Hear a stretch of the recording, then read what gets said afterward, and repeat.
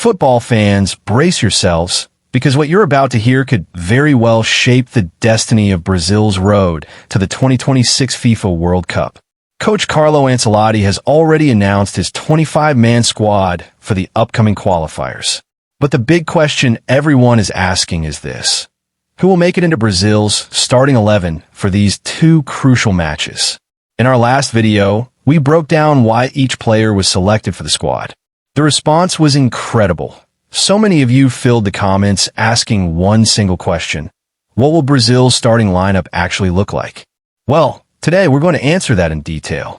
We'll dive into Brazil's most likely formation, position by position, analyzing the strengths, the tactical options, and the tough choices Ancelotti will have to make.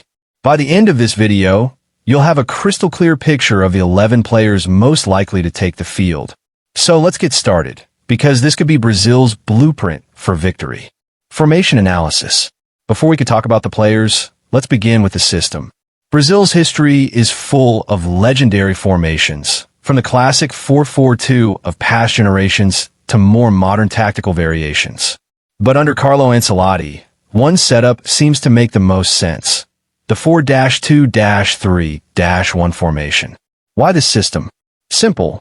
It maximizes Brazil's strength in wide attacking players. With an abundance of talented wingers, Ancelotti will want to stretch defenses, create overloads on the flanks, and allow his fullbacks to overlap. The 4-2-3-1 gives him that balance. 4 defenders at the back, 2 holding midfielders for stability, 3 attacking midfielders behind a lone striker. It's flexible, balanced, and dangerous. Now let's break down Brazil's likely starting 11, position by position. Goalkeeper: Alisson Becker, Liverpool. No surprises here. In the goalkeeping department, Brazil called up Alisson Becker, Hugo Souza, and Bento. But when it comes to the starting 11, there's no debate.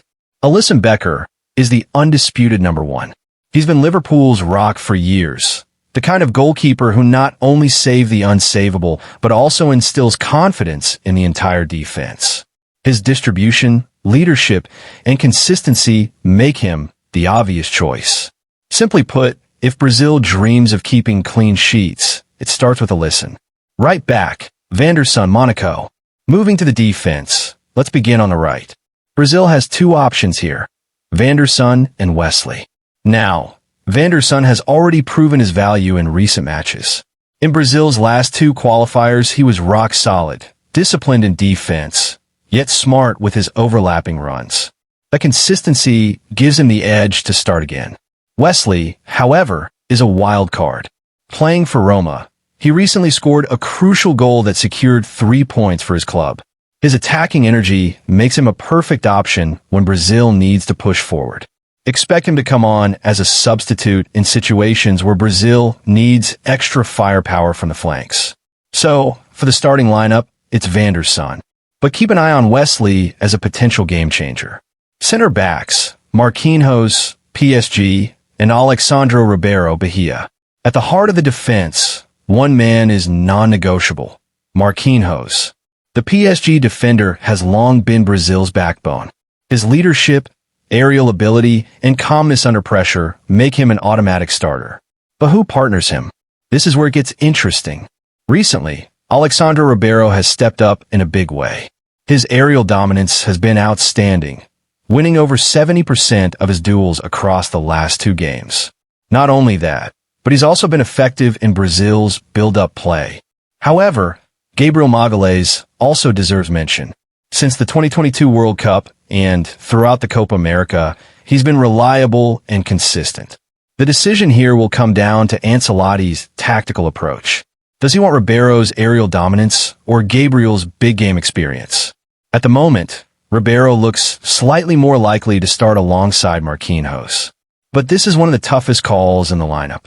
Substitute option: Fabrizio Bruno. Solid, but more of a backup choice.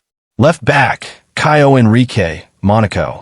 On the left side, things are a bit more complicated. Alexandro has been injured and may not feature. That leaves 2 options: Caio Henrique, Monaco, and Douglas Santos, Zenit. Henrique has prior experience with the Brazilian national team, and that gives him the upper hand. Douglas Santos, on the other hand, has yet to prove himself in the Selecao shirt. Considering the need for experience and defensive reliability, Caio Henrique is the most likely starter here. Midfield pivot, Casemiro, Manchester United, and Bruno Guimaraes, Newcastle United. First, there's Casemiro, the midfield general. His role is crucial, shielding the defense, breaking up opposition play, and providing leadership, despite ups and downs at club level. For Brazil, he remains irreplaceable. Next to him will be Bruno Guimaraes. The Newcastle midfielder offers balance, press resistance, vision, and the ability to drive the ball forward. Together, Casemiro and Bruno form a pivot that combines steel with creativity. Attacking midfielder, Lucas Paqueta, West Ham. Now, here comes the big debate. Who plays as Brazil's number 10? The candidates are Lucas Paqueta, Matheus Cunha, and even Raphinha in a more central role. But most likely, it will be Paqueta. His creativity, vision, and technical quality make him a natural playmaker. Cunha, of course, can also play there, offering a more dynamic, pressing option. João Pedro, too, could be shifted, but Ancelotti will probably prefer stability and proven chemistry, which points to Lucas Paqueta. Right wing, Raphinha, Barcelona. Brazil has plenty of options here. Raphinha, Estevão Willian, and Luis Enrique. However, with the squad needing to be trimmed from 25 to 23 players, Luis Enrique is likely to be dropped. That leaves us with Raphinha and Estevão. While Estevão is a rising star and full of promise, Raphinha brings proven experience at the top level. Expect him to start on the right, with Estevão as an impact substitute, someone who can come on with fresh legs and take on tired defenses. Left wing, Gabriel Martinelli, Arsenal. On the left flank, things are clearer. Gabriel Martinelli is the only natural left winger in the squad, and he's expected to start. His pace, directness, and work rate make him the obvious choice. The interesting part comes with substitutions. If Martinelli comes off, Raphinha could be shifted to the left, opening up space for Estevão on the right. This gives Ancelotti tactical flexibility without needing another natural left winger. Striker, João Pedro, Chelsea. Finally, we come to the number 9 role. Brazil has several options.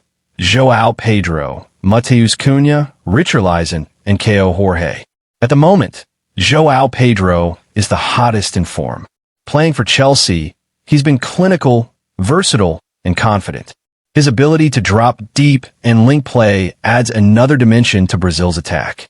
That's why he's the frontrunner for the starting role.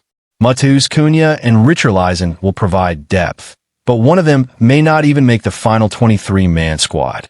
Caio Henrique, while talented, is the least likely to feature the predicted starting 11.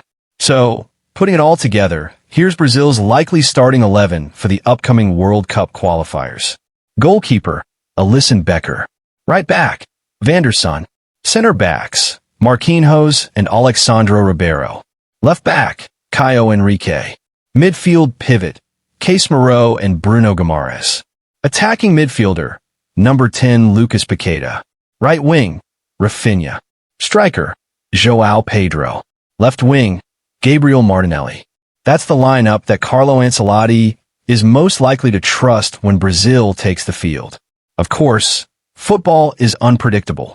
Injuries, tactical surprises, or last-minute training ground adjustments could change everything. But based on current form, squad balance, and tactical needs, this 11 feels like Brazil's best shot. What makes this lineup exciting is the balance. It combines experience, Alisson, Casemiro, Marquinhos, with youth and hunger, Martinelli, João Pedro, Estevão. It's a team that can defend solidly, dominate midfield battles, and unleash explosive attacking football. So football fans, what do you think? Did we get Brazil's starting 11 right? Would you make changes? Maybe start Gabriel Magalhães instead of Ribeiro, or give Estevão a chance over Raphinha? Let us know your thoughts in the comments below. And don't forget, subscribe to the channel if you haven't already, because as soon as we get official updates from Brazil's training sessions, we'll bring them straight to you. Brazil's journey to the 2026 World Cup continues, and it starts with these two crucial qualifiers. The lineup is almost set. The question is, can this team deliver? Stay tuned.